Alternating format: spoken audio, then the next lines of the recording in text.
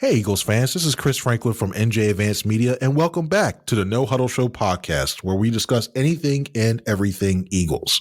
Before we begin, I want to remind you that you can read our content on NJ.com/Eagles, and make sure to bookmark that to get the latest Eagles news and analysis.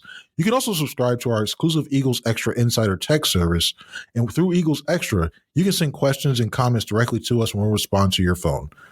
I'm once again joined by my No-Huddle Show co-host, Les Bowen. Today we're going to talk about the Eagles and their dominant win Monday night over the Minnesota Vikings. We're also going to talk about the performance of Jalen Hurts and the jobs of Eagles defense and Darius Slay did a holding wide receiver Justin Jefferson and quarterback Kirk Cousins to minimal damage. And we're also going to talk about some of the special teams issues that are plaguing the Eagles currently right now. But first off, as always, I want to go to Les. Les, how are you doing today? Doing pretty well, Chris. I was up later than an old man should be up last night, but, I'm hanging in there. It's kind of weird when you see the link, all the lights go out completely.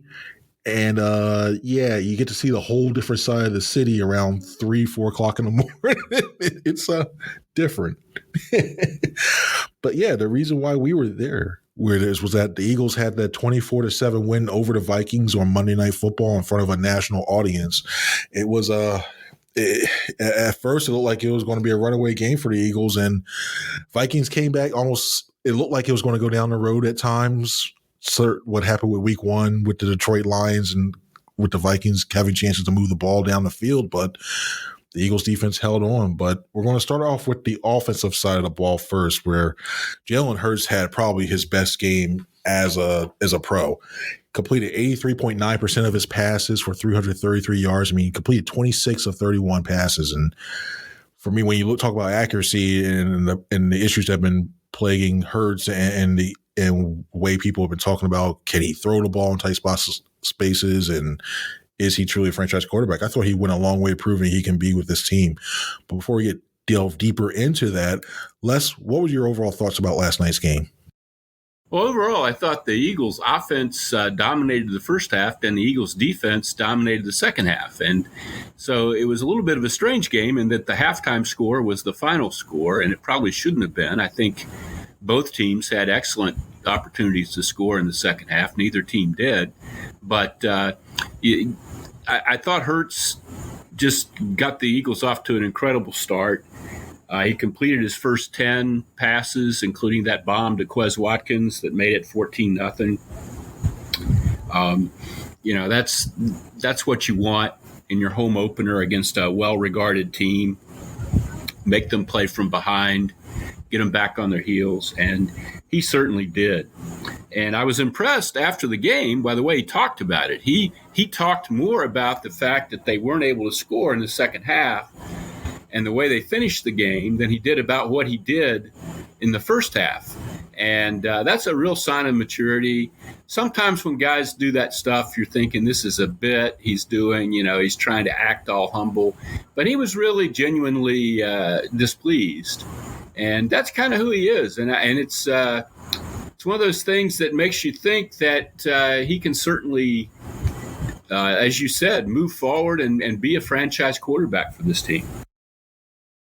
Yeah, it's a lot of times you hear a lot of guys just going, "Hey, we threw the ball well and focus on stuff." But you could tell that this team, including Hurts, they weren't happy with the overall performance, even though they were able to put up so many yards. I mean, the Eagles.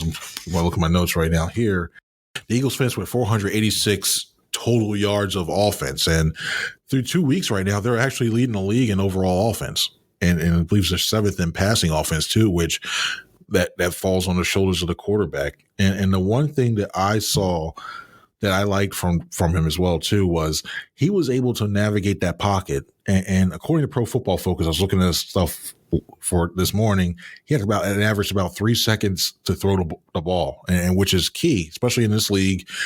You probably get about around average, about like 2.6, 2.5. And that half second is key because it lets you go through all your progressions. And the fact that he was able to not only have the time to do so, but put the ball in places where his wide receivers could make plays was key. And he also distributed the ball. I mean, remember last week we were talking about AJ Brown. It was like, it seemed like it was AJ Brown and all and everybody else. Almost like it was like, say, it was the AJ Brown show, and he's my guest stars over here with Devonta Smith. That wasn't the case this week. And Devonta Smith got involved early. Quez Watkins had that 53-yard bomb. So you start to see what this offense can do when everybody's involved. Yeah, I think by the time he completed his first 6 passes, all of his receivers had a catch. And I don't think that was by coincidence. I do think that was a legitimate criticism last week, was that he was looking almost exclusively at A.J. Brown.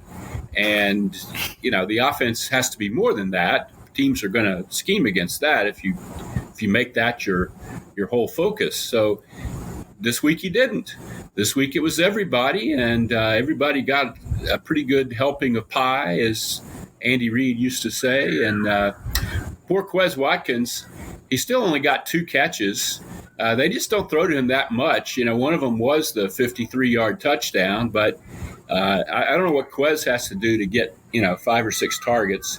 Maybe go to another team, because with Devontae Smith, Dallas Goedert, and A.J. Brown, it just doesn't seem like Quez is going to really get a marquee job. But he had the big one. He had the one that the only touchdown pass really that Hurts threw, and it was it showed who Quez Watkins is, I think, too. Just blowing right through the coverage, and then Hurts. Hurts' last touchdown, the 26-yard run, I was real impressed with that. From the standpoint, it was a boot. He sold it really well. He had all kinds of room out there, but then he got to maybe the 5-yard line. He thought, okay, there's a bunch of Vikings over there. He's not going to score. And the Vikings keep moving backward, and he scores. Very few quarterbacks can do that.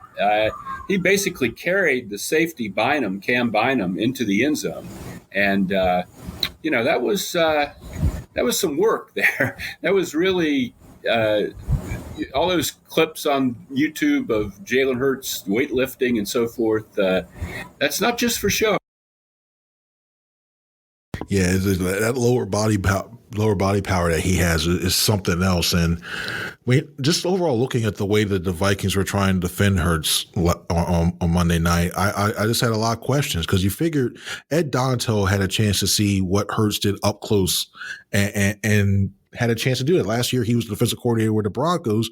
This year, he's in the same role, but with the Vikings. And you would have thought that he would have came up with something a little bit better and not sit back in that passive zone. I mean, I know there's a lot of times that's the in vogue defense. Everybody's playing that Vic Fangio's defense, and you don't want to get beat with all those Eagles receivers, and you want to have eyes on Hurts in case he scrambles, but you can't just let him carve up your defense like that. And then also get back to your Quez Watkins comments as well too.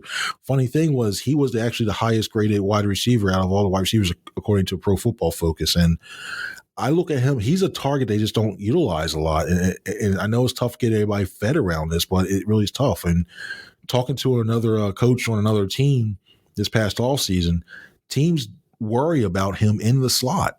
They worry about his speed, and because you don't find many safeties that are able to match up against him. And he's a nice weapon to have in that aspect. And I think he's developed to the point where he's been able not just to run those go routes, he can navigate in the middle of the field. And I don't know. I don't want to see this team become like a 40-50 attempt passing team, but even if it's jet sweeps or whatever, I think they just have to find a way to get him more involved in this offense.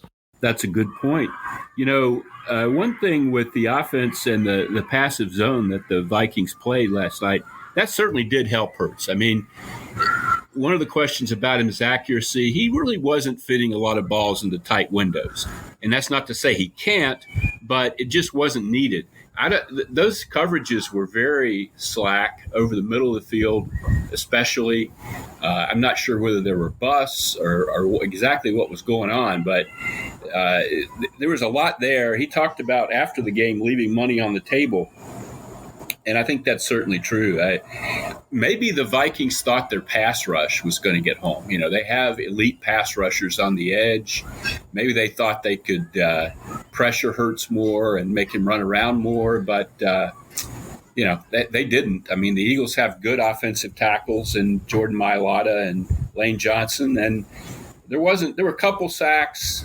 I think one of them was a coverage sack, definitely. I don't remember the other one, but it was not a hectic night for Jalen Hurts. He had plenty of time in the pocket, and he certainly used it, and he saw the entire field.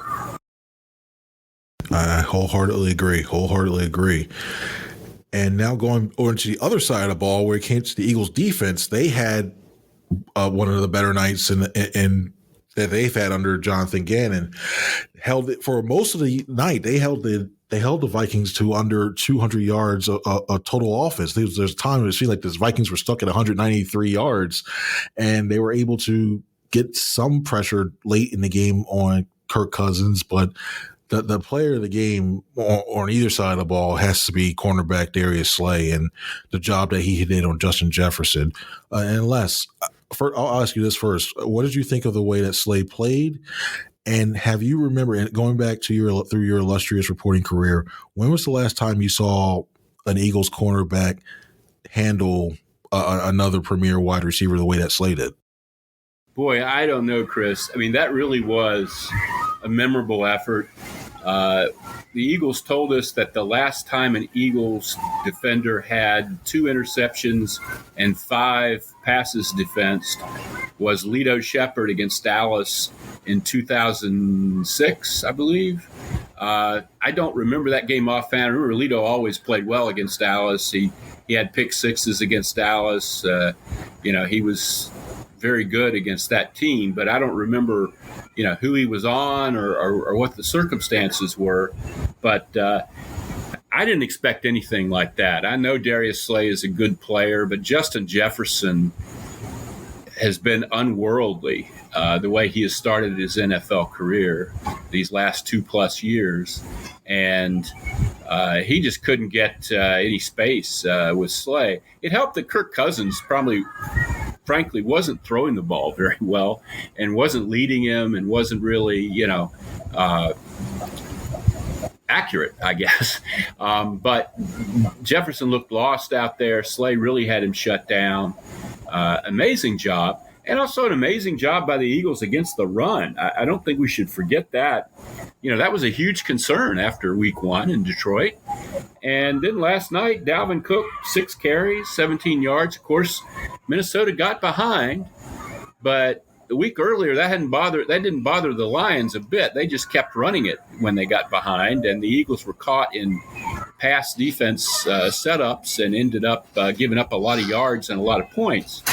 Last night, the Vikings did become one-dimensional, but even when they weren't one-dimensional, they just couldn't find anything on the ground. The tackling was solid.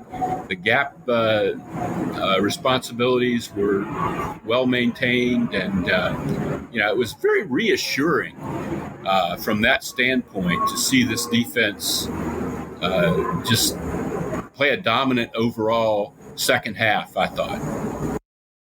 Yeah, you're right. When you look at the way that this defense was able to basically remain disciplined in their gaps, it was night and day when you look at it. You didn't see defensive ends just wildly going upfield and just leaving all those cutback lanes for Dalvin Cook, and it limited them a lot. And you start to look at the way that the Eagles are starting to play defense, and the only thing that's missing right now is a consistent pass rush along that line.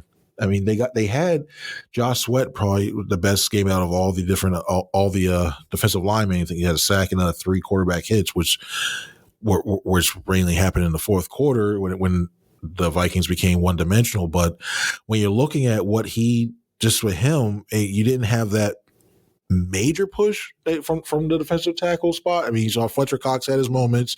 Javon Hargrave had his moments, although he got his hand in there a couple times as well too. And you start to see what they're doing. It's like they're finally coming together that way. They just need that other defensive end or outside linebacker, whether it be Hassan Reddick, whether it be that Brandon Graham, what have you. They just need one of those guys to balance out that line. And Yeah, they sure do. And in the first half, that was really noticeable, Chris. I would not have said at halftime that was a dominant defensive effort, even though they'd only given up 7 points. I just didn't think that the pass rush wasn't getting there at all. And I was kind of focused on that more than I was the back end.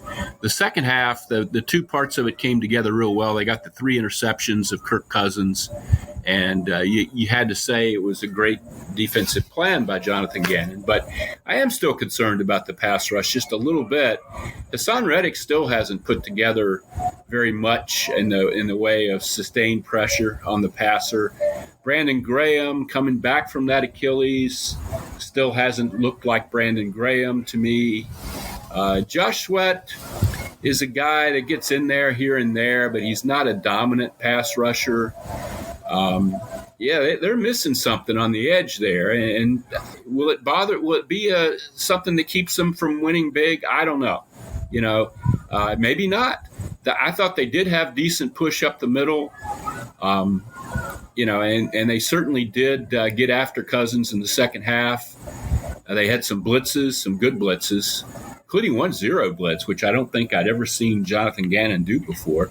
But, it could be better up front defensively a little bit. It really could. And,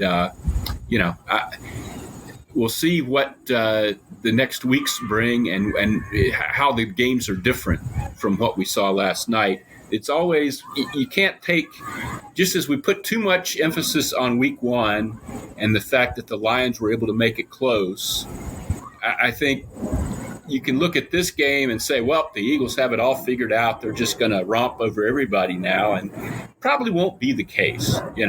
There were opportunities that were not seized by the Vikings. Irv Smith had a bomb right in his hands that he dropped fairly early in the game. That would have changed the tone of things. The big one, both of Darius Slay's interceptions came in the Eagles' end zone, ending Vikings scoring chances, which was great by Slay, but the Vikings were in the red zone. They were knocking on the door, and you don't always come up with those. Sometimes it goes the other way. And then, of course, the biggest thing was in the third quarter, Jake Elliott lines up for a 41-yard field goal. 32-year-old Patrick Peterson comes flying in off the edge. They had overloaded that edge against Noah Togiai on the left side and blocks the field goal. And lo and behold, another corner picks it up and is going to go for a touchdown, it looks like to me. That was Chris Boyd. And Aaron Siposs, the punter and holder, runs down an NFL corner and tackles him. And a couple plays later, Avonte Maddox intercepts Cousins, and the Vikings get no points out of it. That could have turned the whole game around right there. You have a feeling that, I know it's on ESPN, but you have a feeling that Patrick Peters is going to wind up on Come On, Man. He get caught down by Aaron Siposs. But, you lead into a very good you brought up a good point, at least my next question, and I want to ask this to you.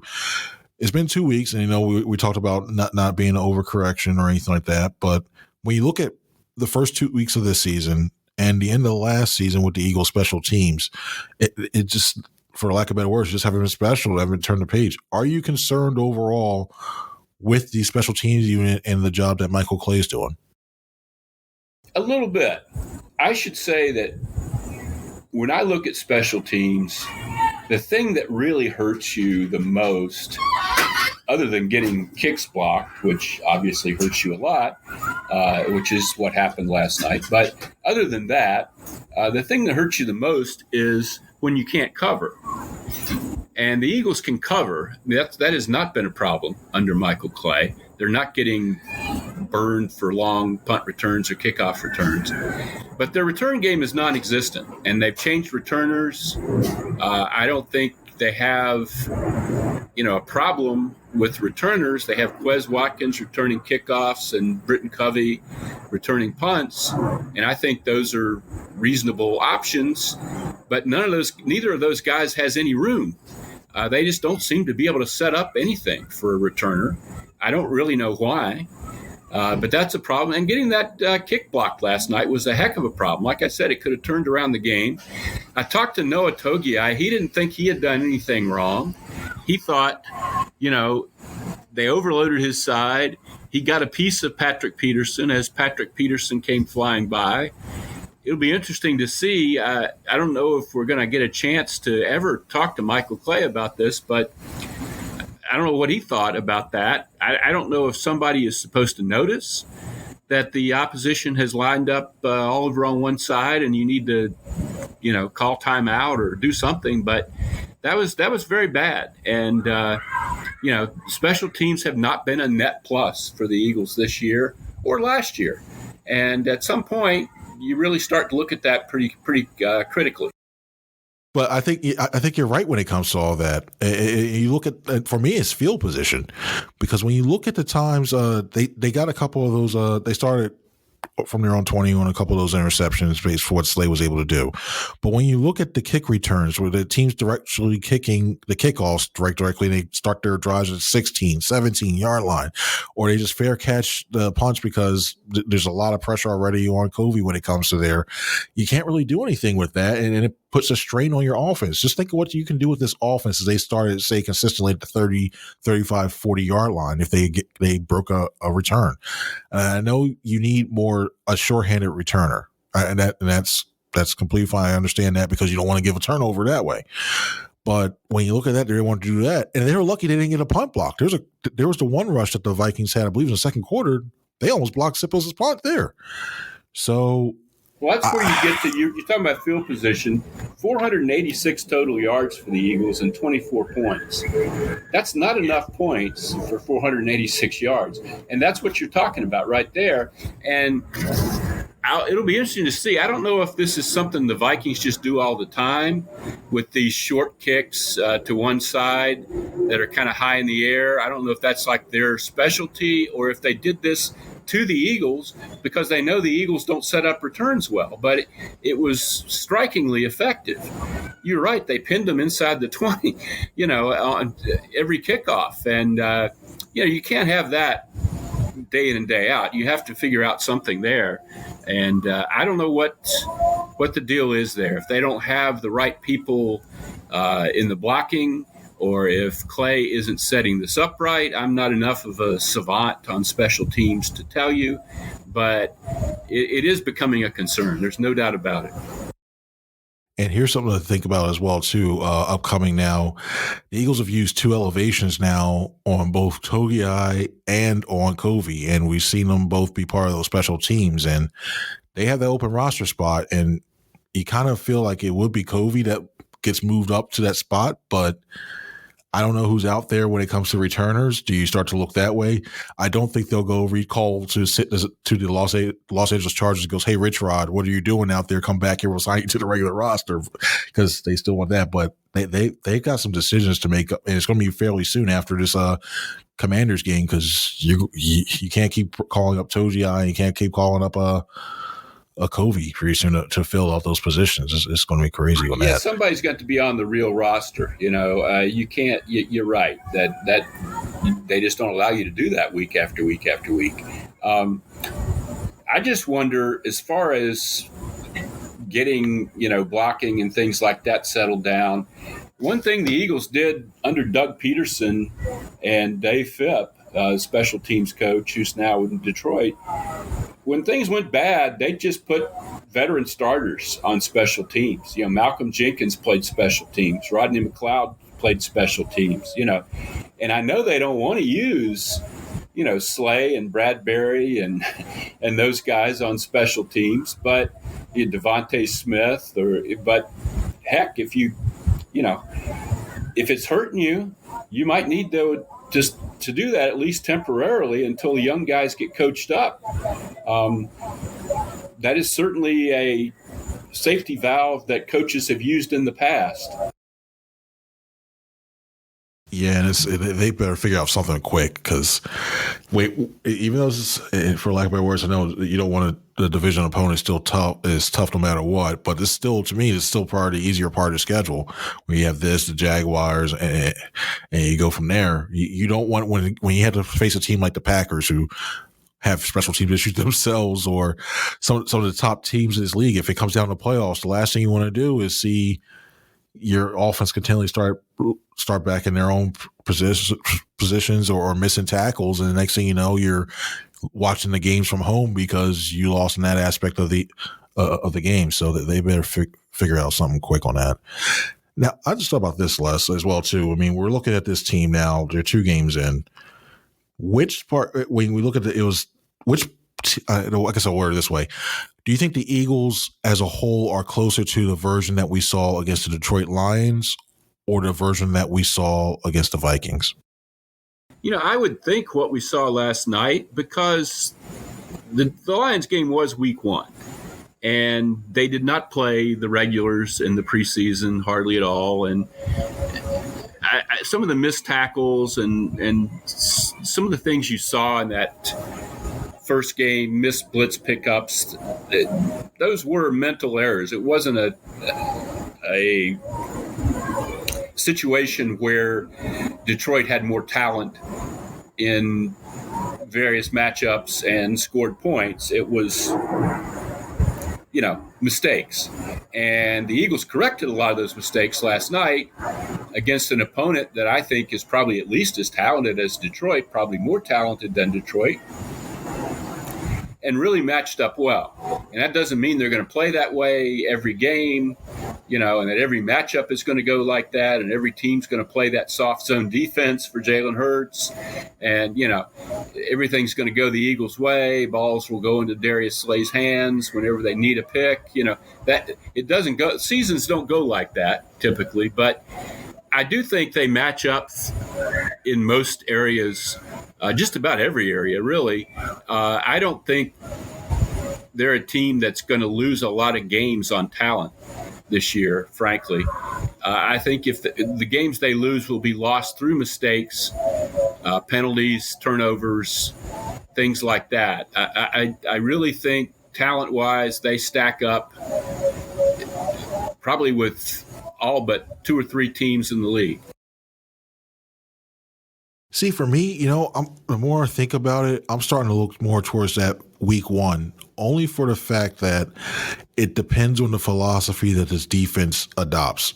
I mean, for me right now, I still think this offense will rely more on a run game when push comes to shove, but they have a good supplement with the pass game. They can basically do both now, I think, and I think everybody will feel comfortable with that aspect of the game. But when you look at the defense, it depends on who the opposing quarterback is. I think, and I still think Kirk Cousins is better than Jared Goff. I think wholeheartedly. Well, as long as it's not Kirk Cousins on primetime in a primetime game, but when you look at the two of those together, I just think that the Eagles defense, if they play passive, and they did that second half, they started to do it a little bit, and they're not going to face a team that every time is going to go 1 for 4 within the red zone. You're not going to get that at all. Too, most teams convert on get some points on like a 40% basis or something like that when it comes to there.